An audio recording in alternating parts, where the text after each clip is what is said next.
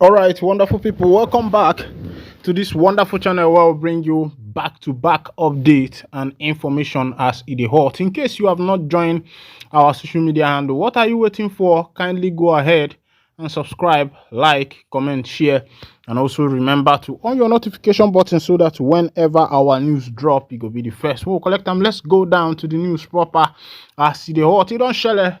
Kepu wey dey look for our table now be say everywhere don scatter as soldiers deployed in Kaduna as hoodlums overpower security operatives. The NIG government and the Kaduna state government have deployed soldier because protesters have overpowered security operatives. As it stands now, there has been a lot of looting in the northern part of Nigeria. They are lifting the Russian flag, calling on President Vladimir Putin to come and save the country called Nigeria. Meanwhile, let's go down to the full detail of the information. Of course, you can see that the prophecy of Onyendu Mazinandi Kanu, the leader of the indigenous people of Biafra, is very articulate and is actually coming to pass. There was a heavy fight between miscreants in Tudunwada, Kaduna and the security operatives on Monday as the youth continued to emerge in large number, destroying properties and looting shops. It was the intervention of the military that restored sanity in the area. Before the military arrived, hundreds of miscreants hurled stones and other objects at commercial bank near the Polytechnic, vandalized staff cars and stole valuables.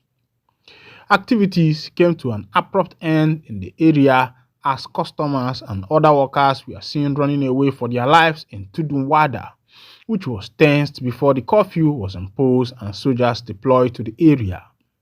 The police had earlier warned that anyone found vandalizing or looting shops would not be considered as a protester but criminal.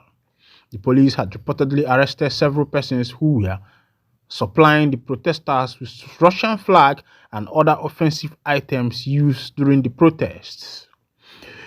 All right, this is happening right now in Kaduna, and somebody might be asking, what is the situation in the southeastern part of Nigeria?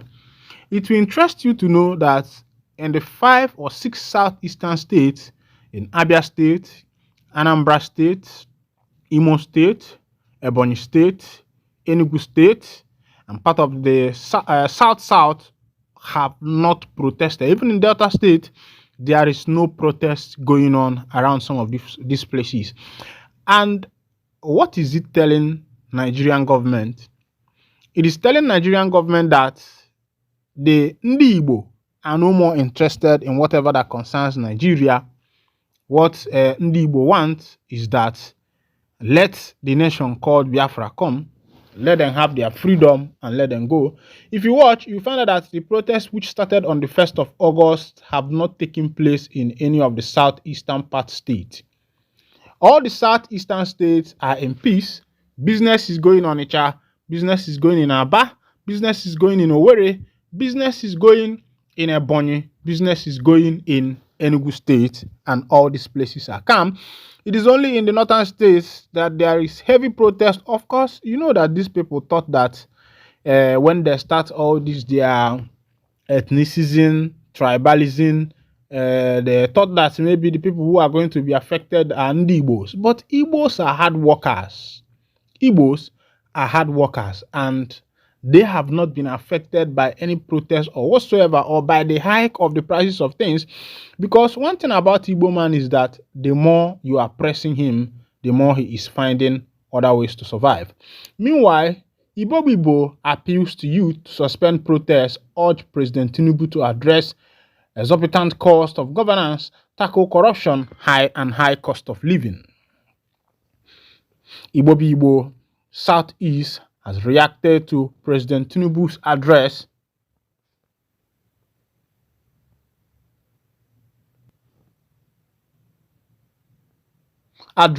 which he said missed the issue at hand and dwelt more on the past when people requested something of importance at present.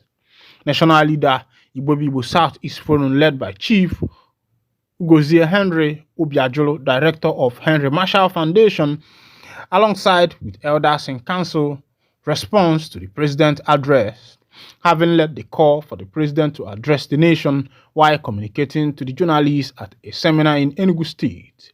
However, I must begin by thanking the president for finally addressing the people, albeit belatedly, which might have presented the unnecessary loss of innocent lives, including those of our security agents. Chief Ugozie also thanks the Southeast and Igbos all over the nation for listening to him, for not joining the protest, which was stated clear that we Igbos are not hungry for food, rather hungry for more development and infrastructure in the Southeast, and also the addition of the Olu state in the Southeast to balance the region.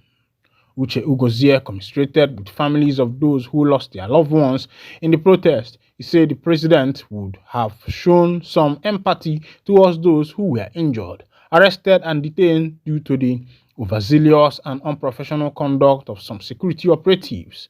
This was unfortunately not the case. It is the responsibility of the government to identify criminal elements attempting to disrupt the protest through looting and other unlawful behaviors, and to protect those genuinely exercising their democratic rights. Nigeria must embrace all tenets of democracy, including the right to protest, without selective adherence. I also appreciate Mr. President and condemnation of the ethnic bigotry being propagated by some individuals against other ethnic groups.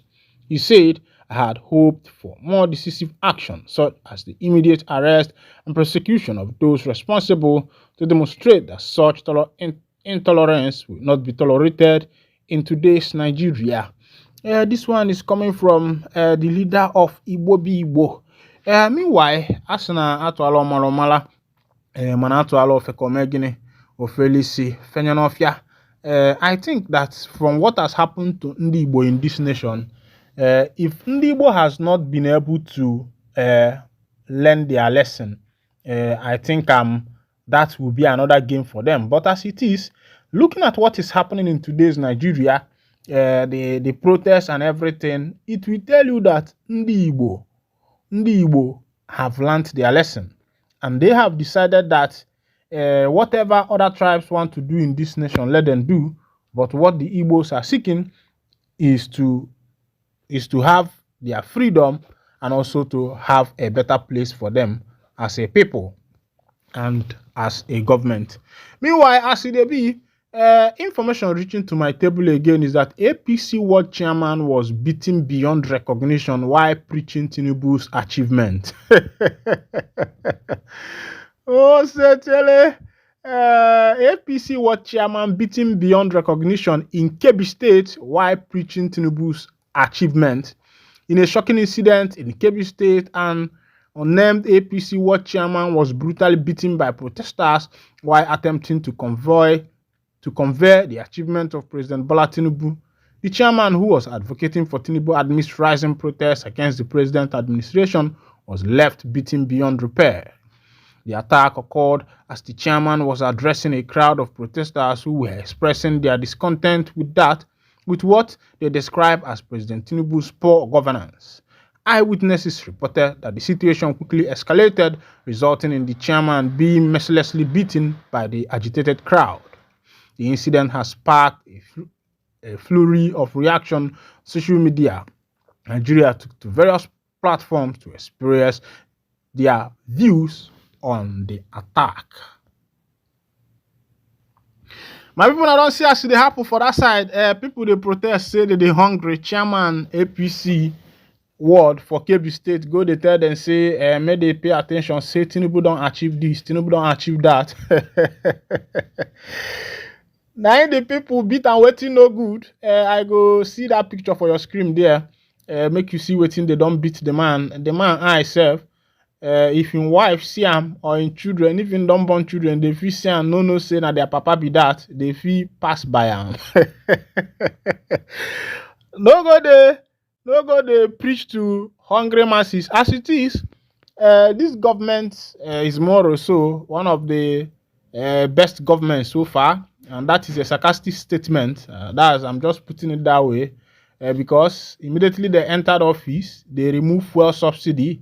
The next thing, the hike in prices of fuel, the hike in prices of food commodities, and the rest of them. So why should this man not be beaten beyond repair when the nation are hungry and he's trying to preach them that APC is this and that? Meanwhile, this is where I'll be winding down the curtain. And if this is your first time of joining us on this wonderful channel, kindly go ahead and subscribe, like, comment, share, and also remember to on your notification button so that whenever our news drops, you will be the first. We'll collect them. Thank you for listening. God bless you.